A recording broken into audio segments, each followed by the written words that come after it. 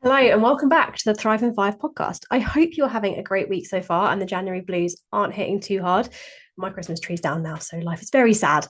But we are here to chat and we're here to talk about January diets, which is what we've been covering all week. And today I wanted to dive into something that can completely transform your January diet, and that is consistency. It is probably one of the biggest things that I see that professional women struggle with when it comes to health and fitness and it comes to diets is actually sticking to it. It's struggling to stick to it, struggling to stay consistent. If you've ever felt like one off plan meal, untracked meal, or one skipped workout means you failed and you need to start again next Monday, this episode is going to be for you. At the TFP, we know that rigid plans often lead to burnout. And it's why a big part of the way that I coach and the way that I support my clients is through flexibility and through our flexibility framework. This framework has a lot of moving parts and it very much depends on the individual. But I wanted to share today three key pieces of that framework that are really applicable when it comes to January diets: the food flex formula, the social scales, and the planned snacking strategy. These tools are really great because they work together to make consistency feel achievable. No matter how busy or messy your life feels, no matter how complicated your Outlook calendar looks, no matter how hard you feel like you're having to work. But before we dive into those tools, I want to talk a little bit about why consistency feels like such a struggle at this time of year. And we've already chatted about that in a few of the previous episodes. But one of the big reasons is perfectionism. It's that classic thing that a lot of us struggle with, where if we can't do it perfectly, what's the point? We have one bad meal, we have one bad day, and suddenly it's fuck it, I've ruined everything, let's start again. The next reason is unrealistic approaches to health and fitness. You try and cut out carbs, cut out wine, cut out chocolate, and that's just impossible to stick to. I don't know about you, but carbs, wine, and chocolate are like my three favorite things. And then thirdly, and I think for professional women, a really big one is life. Life happens, work deadlines, social plans, stress. They don't just disappear because you're dieting. Like those things are still there. And that can make being consistent on a diet really challenging. So if that sounds familiar, the good news is consistency doesn't need perfection. It doesn't need you to nail everything perfectly, to have a really strict diet, and to never have any stress. It just requires you to be flexible. And the flexibility framework helps you be flexible. At the TFP, we help our team to move away from that rigidity and that structure by focusing on balance, by looking at things on time, over time, looking at things on average, and by planning ahead. And here are just three ways that we do that. The first one is the food flex formula. And this is one that is a really big, really important part of how we coach. It's about taking away the normal approach to dieting and looking at things quite differently. Most people think they need to hit the same low calorie target every single day in order to lose weight. You've probably downloaded MyFitnessPal and been told you need to eat 1,200 calories a day. Life doesn't work like that, and that's really, really miserable. So with the food flex formula, we use windows rather than targets. So some days you will have a higher calorie number to hit. Some days you will have a higher calorie window. Some days you'll have a lower calorie window. So rather than giving a client, say, 2,000 calories a day, we will have some days where they want to hit between 1,900 and 2,100, and they have some days where they might want to hit between 1,600 and 1,800. That way, even on the lower calorie days, you've still got flexibility to play with.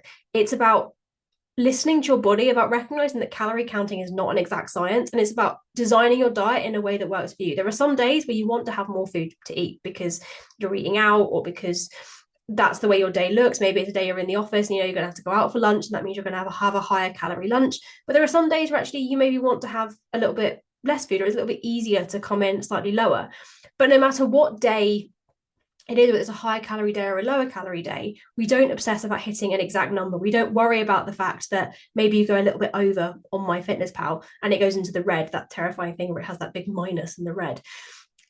Instead, we think about windows. We know that calorie counting isn't an exact science, and we know that in reality, it's what you do on average over time that matters. So none of our clients have a fixed calorie number, hit 2,000 calories a day. It will always be plus or minus a certain amount. It will always be a window, 1,700 to 1,900, whatever is the right thing for that particular client. Because we know that focusing on rigidity makes it very easy for you to go, oh, I've not been perfect, so I hit the fuck it button.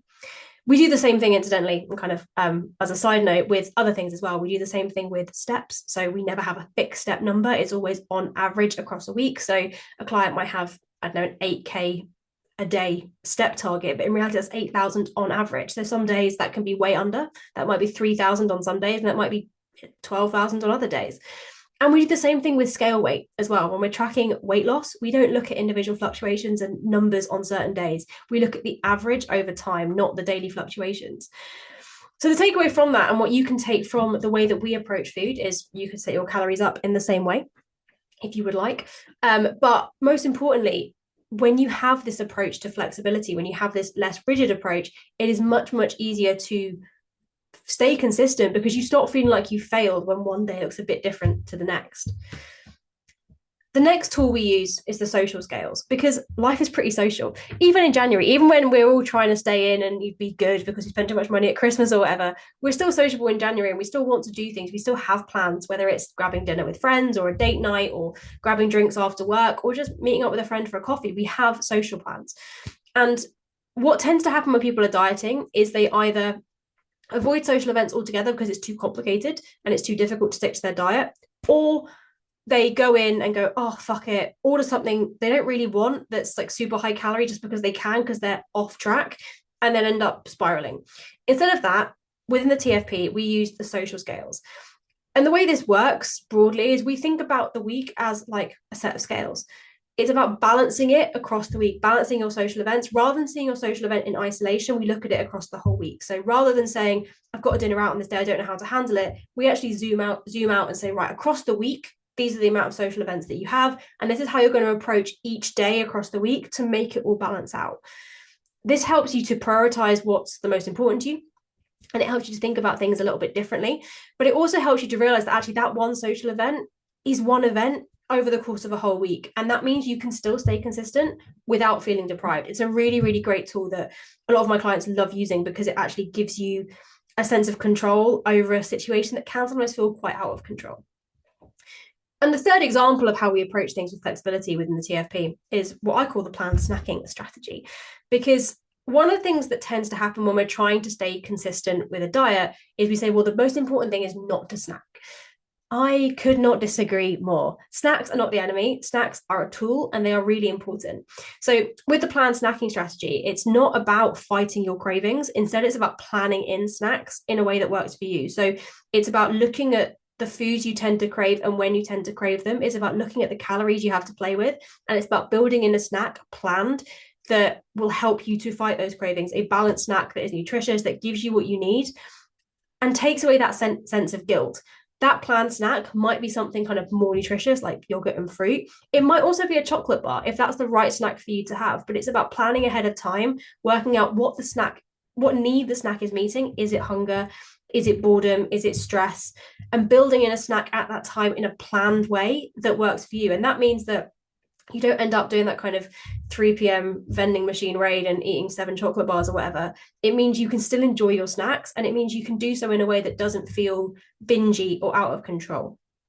So that's just 3 examples of things within the flexibility framework: the food flex formula, the social scales, and the planned snacking strategy. And the reason these work is really simple, to be honest. They fit into your life. They are not forcing you to shape your diet, shape your life around your diet. They're allowing your diet to become a part of your life. They help you move away from that all or nothing mindset, that yo-yo dieting, that fuck it button idea that derails so many January diets. And they make consistency feel easier because you're not fighting against real life, you're working with it. So if you're listening to this right now and thinking, oh my God, I've got to get this all right, I've got to like nail this diet, this is so stressful, remember this: consistency is about progress, not perfection. So pick one takeaway from today's episode, whether that is calorie windows, not targets, whether that is thinking about how you plan ahead for your next social event, maybe it's planning in your snacks for the week. Whatever it is, start small and focus on what you can do, not what you can't. If this episode resonated with you, hit subscribe so you don't miss the next one. I've got another one coming out tomorrow. If you know someone who needs a reminder that flexibility is what they need, do share this episode with them. And if you want to chat about anything I've spoken about, do just drop me a message on Instagram. I am always more than happy to chat. Thank you for listening to the Thrive in 5 podcast, and I will catch you next time.